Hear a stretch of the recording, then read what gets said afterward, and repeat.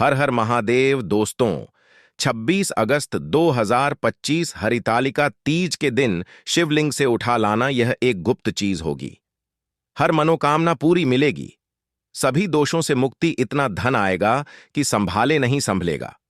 भगवान शिव जी के आशीर्वाद से पूरे साल धन बरसता रहेगा। दोस्तों, जैसा कि आप सभी लोग जानते हैं कि 26 अगस्त को हरितालिका तीज पड़ रहा है। इसीलिए यह दिन बहुत ही खास है, क्योंकि देखिए दोस्तों, गुरु जी ने कहा है कि जब भी हरितालिका तीज पड़े तो आपको सिर्फ और सिर्फ बेल पत्र वाला उपाय करना चाहिए।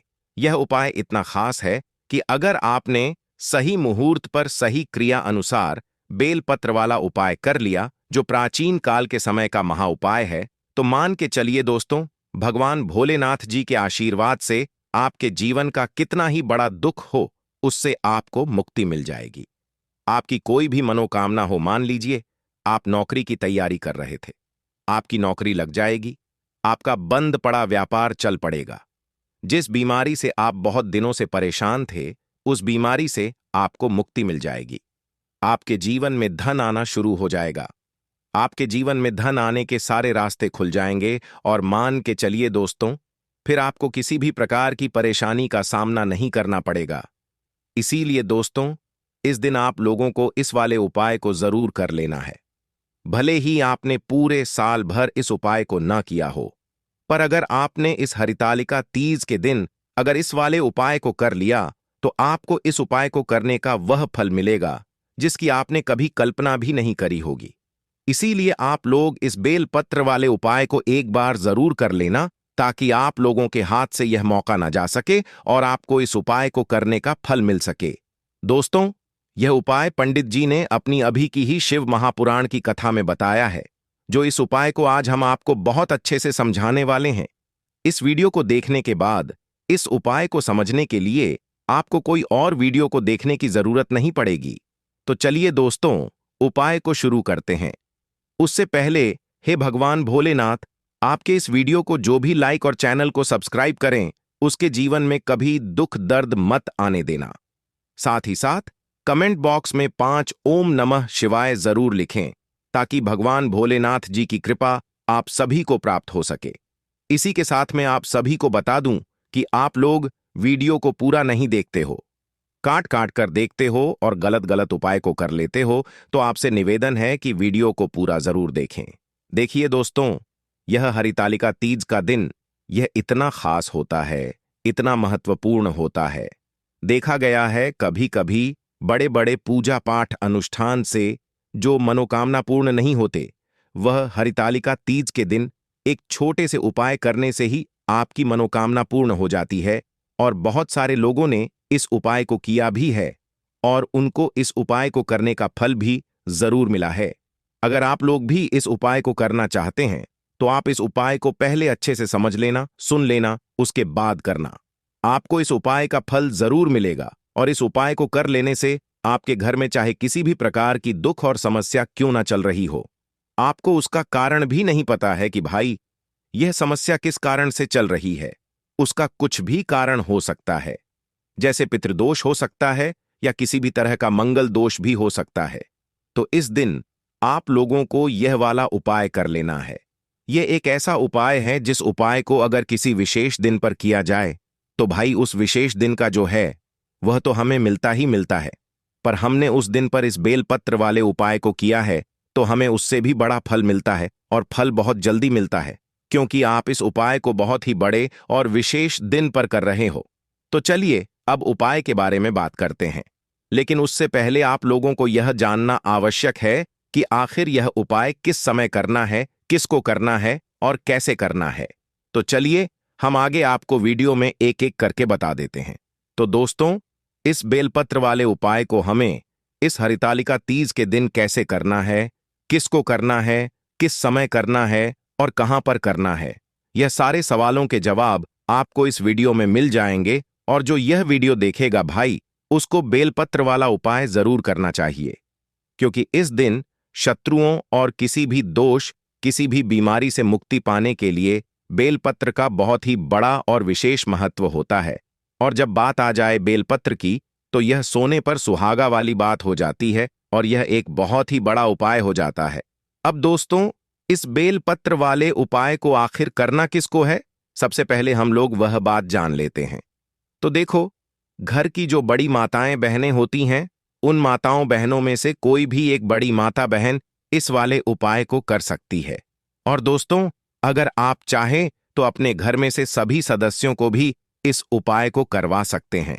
अगर किसी व्यक्ति की खुद की कोई मनोकामना है, खुद की कोई दुख और परेशानी है जो कि वह अपने लिए ही करना चाहता है, इस वाले उपाय को तो वह खुद अपने लिए भी कर सकता है। बाकी अगर कोई घर में से ऐसा है जो कि अपने पूरे घर परिवार की सुख और शांति के लिए यह वाला उपाय करना चाहता है, तो भाई वह भी कर सकता है। उसमें भी कोई दिक्कत वाली बात नहीं है। कहने का मतलब यह है कि इस उपाय को हर एक सदस्य भी कर सकता है और पूरे घर परिवार के सदस्य के लिए घर की बड़ी माताओं बहनों में से कोई एक माता बहन भी कर सकती है। माताएं बहनें अगर घर में उपस्थित ना हो या वह यह वाला उपाय ना कर पा रही हो, तो फिर घर का कोई बड़ा सदस्य भी इस बेलपत्र वाले उपाय को कर सकता है। चाहे फिर वह पुरुष ही क्यों ना हो, उसमें कोई भी दिक्कत वाली बात नहीं है। अब दोस्तों, बेलपत्र वाले उपाय को हमें करना कहां पर है? देखो, इस उपाय को हमें मंदिर में ही करना है। बहुत सारे लोग प्रश्न करते हैं, हर एक उपाय को करते समय क्या हम इस उपाय को घर पर या मंदिर में कर सकते हैं? देखो तो, इस वाले उपाय को आप मंदिर पर करोगे तो अच्छा रहेगा। घर में नहीं करना है इस वाले उपाय को। उसके बाद में दोस्तों, जो अगला प्रश्न निकल कर आता है वह ये आता है इस उपाय को लेकर कि आखिर इस उपाय को हमें किस समय करना है, सुबह के समय करना है कि शाम के समय करना है? तो देखो, इस वाले उपाय को आप लोग सुबह के समय भी कर सकते हो और शाम के समय प्रदोष काल में भी कर सकते हो। अब अगर आप पूछो कि भाई साहब सबसे उत्तम समय कौन सा रहेगा इस बेलपत्र वाले उपाय को करने का, तो हम आपसे बस यही कहेंगे कि इस उपाय को आप शाम के समय करेंगे तो ज्यादा बेहतर होगा, क्योंकि हरितालिका तीज का दिन है और इस दिन प्रदोष काल के बहुत महत्व होता है। बाकी अगर सुबह के समय भी करेंगे तो भी अच्छा होगा, उसमें कोई भी दिक्कत वाली बात नहीं है। तो अब दोस्तों, जो अगली सबसे बड़ी और महत्वपूर्ण बात आती है वह यह आती है कि सुबह अगर हम उपाय को करेंगे तो हमें कितने बजे से लेकर कितने बजे तक के बीच में करना है, और शाम के समय प्रदोष काल में करेंगे तो हमें कितने बजे से लेकर कितने बजे के बीच में करना है। तो देखो, सुबह जितनी जल्दी हो सके आप उपाय को करने की कोशिश करना। बाकी अगर किसी कारणवश लेट भी हो जाओ, थोड़ी देर भी हो जाए, तो देखो सुबह जितनी जल्दी हो सके आप उपाय को करने की कोशिश करना। बाकी अगर किसी कारणवश लेट भी हो जाओ, थोड़ी देर भी हो जाए, तो 10 या 11 बजे तक भी आप उपाय कर लेना, पर 12 बजे से ज्यादा देरी ना हो, ठीक है? इस बात का ध्यान रखना। उसके बाद में दोस्तों, अगर शाम के समय प्रदोष काल की बात करें, प्रदोष काल का जो समय होता है वह शाम के 6 बजे से शुरू हो जाता है। मतलब शाम के 6 बजे से लेकर 7 बजे के बीच का जो समय होता है, यह समय प्रदोष काल का समय होता है। इस उपाय को 7 बजे या 8 बजे के बीच में भी कर सकते हो। मतलब शाम के 6 बजे से रात 8 बजे के बीच में आप कभी भी इस वाले उपाय को कर सकते हो, उसमें कोई भी दिक्कत वाली बात नहीं है। परंतु 26 अगस्त हरितालिका तीज के दिन कोशिश करना कि समय के अंतर्गत ही कर लो। किसी कारणवश ना कर पाओ तो थोड़ा देरी से भी कर सकते हो। तो चलिए अब हम अपने सबसे पहले उपाय की, जैसा कि आप सभी लोग जानते हैं दोस्तों, इस बार हरितालिका तीज पड़ रहा है 26 अगस्त को, और यह सिर्फ तारीख नहीं है, यह एक दरवाजा है, एक ऐसा अवसर जो साल में सिर्फ एक बार आता है। और अगर आपने इस दिन को साध लिया तो समझ लीजिए साल भर की सारी रुकावटें, सारी अड़चनें, सारे क्लेश, सारी बाधाएं सब खुद ब खुद हटती चली जाएंगी। और आज जो बात हम आपको बताने जा रहे हैं वह ना तो कहीं लिखी है ना किसी कथा में कहीं गई है। यह एक ऐसा गुप्त उपाय है जो वर्षों से छिपा रहा और जिसे पंडित जी ने सिर्फ उन लोगों को बताया जो वाकई किसी असाध्य पीड़ा में थे, जिनका जीवन उलझ गया था, जिनकी मेहनत रंग नहीं ला रही थी और जिनकी प्रार्थनाओं का जवाब जैसे कहीं अटक गया था। अब आप पूछेंगे यह उपाय आखिर है क्या? तो मैं अभी भी कहूंगा, उसका नाम अभी नहीं बताऊंगा, क्योंकि इस उपाय की पहली शर्त ही यही है, जब तक उसका समय ना आ जाए तब तक उसे गुप्त रखा जाए। बस इतना समझिए कि यह उपाय सिर्फ हरितालिका तीज को किया जाता है और इसका पूरा असर तभी मिलता है जब इसे पूर्ण विश्वास और नियम से किया जाए। यह कोई ताबीज या धागा नहीं है, यह एक शिवलिंग से जुड़ी हुई सजीव शक्ति है, जिसे उठाने का समय 26 अगस्त की भोर में आता है। अब आप ध्यान से सुनिए कि करना क्या है। 26 अगस्त यानी मंगलवार की रात को जब आप सोने जाएं, तो मन में एक संकल्प लेकर जाएं कि मैं कल भोलेनाथ से कोई वरदान नहीं मांगूंगा। मैं सिर्फ उस चीज को उठाने जा रहा हूं जो मेरे जीवन से अंधकार हटाएगी। उस रात मोबाइल से दूरी बना लीजिए, किसी से झगड़ा मत करिए, मन शांत रखिए। सुबह 26 अगस्त को सूरज निकलने से पहले उठिए। कोशिश करिए कि ब्रह्म मुहूर्त में स्नान हो जाए। नहा धोकर जब शरीर और मन दोनों पवित्र हो जाए, तो बिना किसी से बात किए सीधा किसी पुराने शिव मंदिर की ओर निकल जाइए। ध्यान रखिए, मंदिर वहीं होना चाहिए जहां शिवलिंग खुले में हो। ना तो ऐसी का मंदिर हो, ना ही कांच में बंद शिवलिंग, और ना ही वह जगह जहां आपको बीच में रोक टोक हो। सीधे शिवलिंग के पास जाइए और वहां जाकर पहले तो 11 बार ओम नमः शिवाय का जाप कीजिए। फिर आंखें खोलिए और नजर दौड़ाइए। अब वहां कुछ ऐसा होगा जो आपको भीतर से खींचेगा। वह कोई बड़ी चमकदार चीज नहीं होगी, वह कोई दिखावा नहीं करेगी, मगर आपका मन कहेगा यही है। उसे चुपचाप उठाइए। हां, उसी क्षण बिना किसी से बोले, बिना किसी को दिखाए, बिना सोच विचार किए उठाइए और अपने पास रख लीजिए। अब वहां ज्यादा देर मत रुकिए। न आरती देखिए, न प्रसाद लीजिए, न कोई फोटो खींचिए। ये सब बाद में होता रहेगा। अभी सिर्फ अपने साथ उस चीज को लेकर लौट आइए। रास्ते भर किसी से बात मत कीजिए, न मोबाइल चलाइए, न कुछ खाइए। सीधा अपने घर आइए और चीज को अपने पूजा स्थान के ईशान कोण यानी उत्तर पूर्व दिशा में रख दीजिए। वहां कोई ना देखे, यह जरूरी है। अब दीपक जलाइए सरसों के तेल का, और उसमें एक बात ही रखकर जलाइए। कोई लंबा पाठ नहीं करना है, बस हाथ जोड़िए और शिव से इतना कहिए, हे भोलेनाथ, आप मुझे बुलाकर जो मुझे सौंप रहे हैं, मैं उसे उसी श्रद्धा से ग्रहण कर रहा हूं। मेरा कल्याण कीजिए, मेरे दोष काटिए, मेरे जीवन में जो भी अवरोध है उन्हें इस शक्ति से दूर कर दीजिए। इतना कहकर चुपचाप उठ जाइए। वह चीज वहीं रहने दीजिए और अपने बाकी दिन के काम में लग जाइए। अब यहां से आपकी परीक्षा शुरू होती है।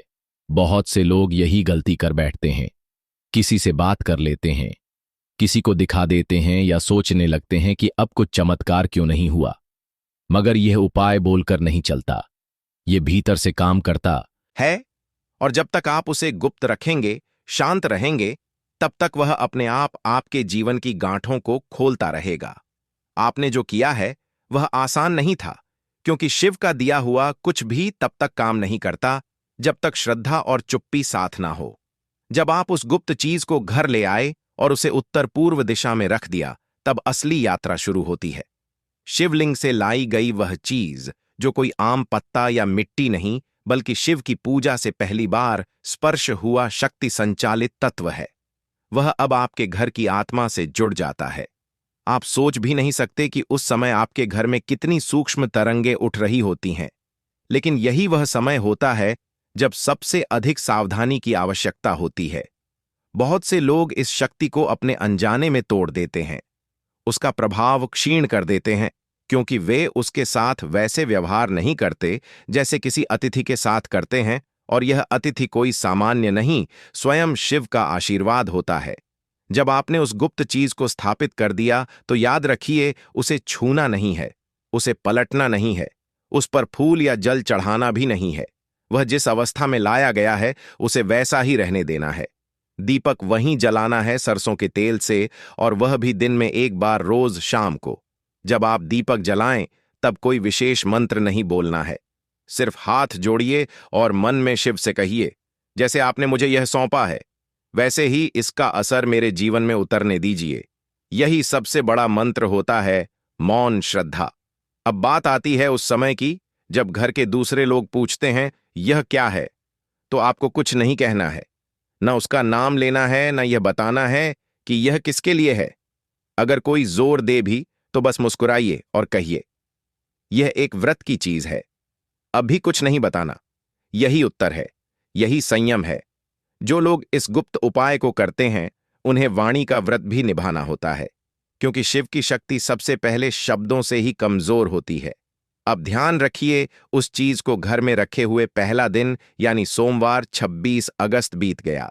अब मंगलवार और बुधवार 22 और 26 अगस्त, इन 2 दिनों तक भी आप वही क्रिया करते रहिए। हर शाम दीपक जलाइए, चुपचाप बैठिए, हाथ जोड़िए और आंखें बंद कर लीजिए। इन 3 दिनों में अगर आपके सपनों में कुछ अजीब दृश्य आए, पुराने रिश्तेदार दिखे या अचानक कोई याद या डर उभर आए, तो घबराइए मत। यह शिव की शक्ति है जो आपके भीतर की गांठें खोल रही है। शिव सिर्फ बाहर से शत्रु नहीं हटाते, वह मन के भीतर बैठी उलझनों को भी तोड़ते हैं, और यह प्रक्रिया तभी होती है जब आप चुपचाप बिना शोर किए उस शक्ति को अपने जीवन में टिकने देते हैं। अब एक बहुत जरूरी बात, इन 3 दिनों में कोशिश करें कि घर में झगड़ा ना हो, ऊंची आवाज में बात ना हो, टीवी तेज ना चले और भोजन सात्विक रहे। आपने शिव की उपस्थिति को घर बुलाया है। अब यह आपकी जिम्मेदारी है कि आप उसे आदर दें। अगर घर में बच्चा है, जानवर है या कोई मेहमान आ जाता है, तो उस गुप्त चीज को ऐसी जगह रखें जहां कोई अनजाने में भी छू ना सके। 3 दिन बाद यानी गुरुवार 24 अगस्त की सुबह आपको वह चीज वैसे ही छूनी है जैसे शिवलिंग को स्पर्श करते हैं। बहुत हल्के हाथों से, बिना किसी लालच, डर या अपेक्षा के, और उसके सामने सिर्फ एक बात बोलनी है, जैसे आपने मेरी बात सुनी है वैसे ही अब मेरी रक्षा भी करना। इसके बाद वह चीज आपको कितने दिन तक घर में रखनी है, उसका विसर्जन कब करना है और उसके साथ कौन सा अंतिम कार्य जुड़ा है, यह सब मैं आपको अंतिम सेक्शन में बताऊंगा। और हां, सबसे अहम बात, उस गुप्त चीज का नाम अभी भी मत लेना। वह चीज जो आपने शिवलिंग से उठाई है, उसका असली नाम और रूप मैं तीसरे सेक्शन में बताऊंगा। तब तक बस उसे वह चीज ही कहते रहिए और अंदर से समझते रहिए कि आपने जो उठाया है वह सिर्फ बेल का पत्ता नहीं, शायद आपकी पूरी किस्मत की दिशा बदलने का संकेत है। 3 दिन बीत चुके हैं। दीपक जलते रहे, मौन बना रहा, और आपने भीतर से महसूस किया होगा कि घर के वातावरण में कोई हलचल है। किसी बात को लेकर जो कल तक बेचैनी थी, वह अब धीमी हो गई है।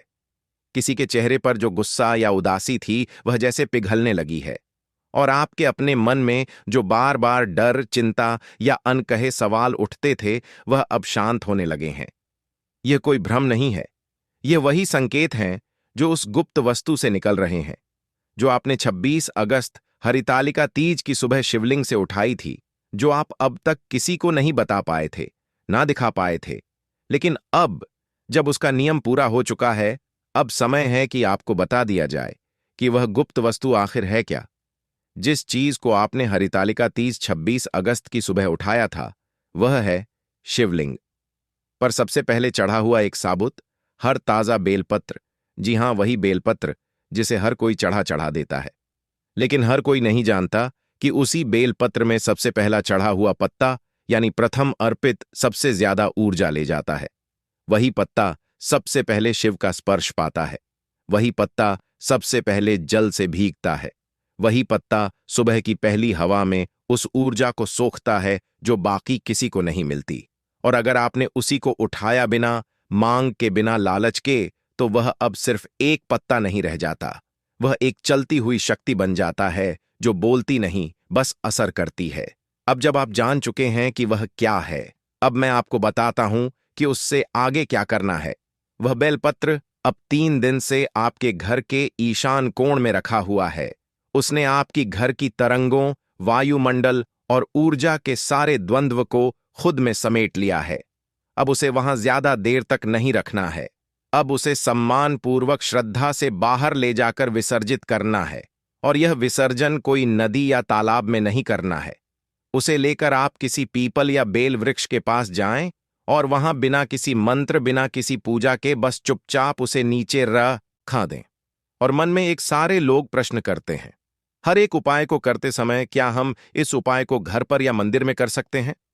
देखो तो, इस वाले उपाय को आप मंदिर पर करोगे तो अच्छा रहेगा, घर में नहीं करना है इस वाले उपाय को। उसके बाद में दोस्तों जो अगला प्रश्न निकल कर आता है वह यह आता है इस उपाय को लेकर कि आखिर इस उपाय को हमें किस समय करना है, सुबह के समय करना है कि शाम के समय करना है? तो देखो, इस वाले उपाय को आप लोग सुबह के समय भी कर सकते हो और शाम के समय प्रदोष काल में भी कर सकते हो। अब अगर आप पूछो कि भाई साहब सबसे उत्तम समय कौन सा रहेगा इस बेलपत्र वाले उपाय को करने का, तो हम आपसे बस यही कहेंगे कि इस उपाय को आप शाम के समय करेंगे तो ज्यादा बेहतर होगा, क्योंकि हरितालिका तीज का दिन है और इस दिन प्रदोष काल के बहुत महत्व होता है। बाकी अगर सुबह के समय भी करेंगे तो भी अच्छा होगा, उसमें कोई भी दिक्कत वाली बात नहीं है। तो अब दोस्तों, जो अगली सबसे बड़ी और महत्वपूर्ण बात आती है वह यह आती है कि सुबह अगर हम उपाय को करेंगे तो हमें कितने बजे से लेकर कितने बजे तक के बीच में करना है, और शाम के समय प्रदोष काल में करेंगे तो हमें कितने बजे से लेकर कितने बजे के बीच में करना है। तो देखो, सुबह जितनी जल्दी हो सके आप उपाय को करने की कोशिश करना। बाकी अगर किसी कारणवश लेट भी हो जाओ, थोड़ी देर भी हो जाए तो देखो, सुबह जितनी जल्दी हो सके आप उपाय को करने की कोशिश करना। बाकी अगर किसी कारणवश लेट भी हो जाओ, थोड़ी देर भी हो जाए, तो 10 या 11 बजे तक भी आप उपाय कर लेना, पर 12 बजे से ज्यादा देरी ना हो। ठीक है, इस बात का ध्यान रखना। उसके बाद में दोस्तों, अगर शाम के समय प्रदोष काल की बात करें, प्रदोष काल का जो समय है होता है वह शाम के 6 बजे से शुरू हो जाता है। मतलब शाम के 6 बजे से लेकर 7 बजे के बीच का जो समय होता है, यह समय प्रदोष काल का समय होता है। इस उपाय को 7 बजे या 8 बजे के बीच में भी कर सकते हो। मतलब शाम के 6 बजे से रात 8 बजे के बीच में आप कभी भी इस वाले उपाय को कर सकते हो, उसमें कोई भी दिक्कत वाली बात नहीं है। परंतु 26 अगस्त हरितालिका तीज के दिन कोशिश करना कि समय के अंतर्गत ही कर लो। किसी कारणवश ना कर पाओ तो थोड़ा देरी से भी कर सकते हो। तो चलिए, अब हम अपने सबसे पहले उपाय की, जैसा कि आप सभी लोग जानते हैं दोस्तों, इस बार हरितालिका तीज पड़ रहा है 26 अगस्त को, और यह सिर्फ तारीख नहीं है, यह एक दरवाजा है, एक ऐसा अवसर जो साल में सिर्फ एक बार आता है। और अगर आपने इस दिन को साध लिया तो समझ लीजिए साल भर की सारी रुकावटें, सारी अड़चनें, सारे क्लेश, सारी बाधाएं सब खुद ब खुद हटती चली जाएंगी। और आज जो बात हम आपको बताने जा रहे हैं वह ना तो कहीं लिखी है, ना किसी कथा में कहीं गई है। यह एक ऐसा गुप्त उपाय है जो वर्षों से छिपा रहा, और जिसे पंडित जी ने सिर्फ उन लोगों को बताया जो वाकई किसी असाध्य पीड़ा में थे, जिनका जीवन उलझ गया था, जिनकी मेहनत रंग नहीं ला रही थी, और जिनकी प्रार्थनाओं का जवाब जैसे कहीं अटक गया था। अब आप पूछेंगे ये उपाय आखिर है क्या? तो मैं अभी भी कहूंगा, उसका नाम अभी नहीं बताऊंगा, क्योंकि इस उपाय की पहली शर्त ही यही है, जब तक उसका समय ना आ जाए तब तक उसे गुप्त रखा जाए। बस इतना समझिए कि यह उपाय सिर्फ हरितालिका तीज को किया जाता है, और इसका पूरा असर तभी मिलता है जब इसे पूर्ण विश्वास और नियम से किया जाए। यह कोई ताबीज या धागा नहीं है, यह एक शिवलिंग से जुड़ी हुई सजीव शक्ति है, जिसे उठाने का समय 26 अगस्त की भोर में आता है। अब आप ध्यान से सुनिए कि करना क्या है। 26 अगस्त यानी मंगलवार की रात को जब आप सोने जाएं, तो मन में एक संकल्प लेकर जाएं कि मैं कल भोलेनाथ से कोई वरदान नहीं मांगूंगा, मैं सिर्फ उस चीज को उठाने जा रहा हूं जो मेरे जीवन से अंधकार हटाएगी। उस रात मोबाइल से दूरी बना लीजिए, किसी से झगड़ा मत करिए, मन शांत रखिए। सुबह 26 अगस्त को सूरज निकलने से पहले उठिए। कोशिश करिए कि ब्रह्म मुहूर्त में स्नान हो जाए। नहा धोकर जब शरीर और मन दोनों पवित्र हो जाएं, तो बिना किसी से बात किए सीधा किसी पुराने शिव मंदिर की ओर निकल जाइए। ध्यान रखिए, मंदिर वहीं होना चाहिए जहां शिवलिंग खुले में हो। ना तो ऐसी का मंदिर हो, ना ही कांच में बंद शिवलिंग, और ना ही वह जगह जहां आपको बीच में रोक टोक हो। सीधे शिवलिंग के पास जाइए और वहां जाकर पहले तो 11 बार ओम नमः शिवाय का जाप कीजिए। फिर आंखें खोलिए और नजर दौड़ाइए। अब वहां कुछ ऐसा होगा जो आपको भीतर से खींचेगा। वह कोई बड़ी चमकदार चीज नहीं होगी, वह कोई दिखावा नहीं करेगी, मगर आपका मन कहेगा यही है। उसे चुपचाप उठाइए। हाँ, उसी क्षण बिना किसी से बोले, बिना किसी को दिखाए, बिना सोच विचार किए उठाइए और अपने पास रख लीजिए। अब वहां ज्यादा देर मत रुकिए, ना आरती देखिए, ना प्रसाद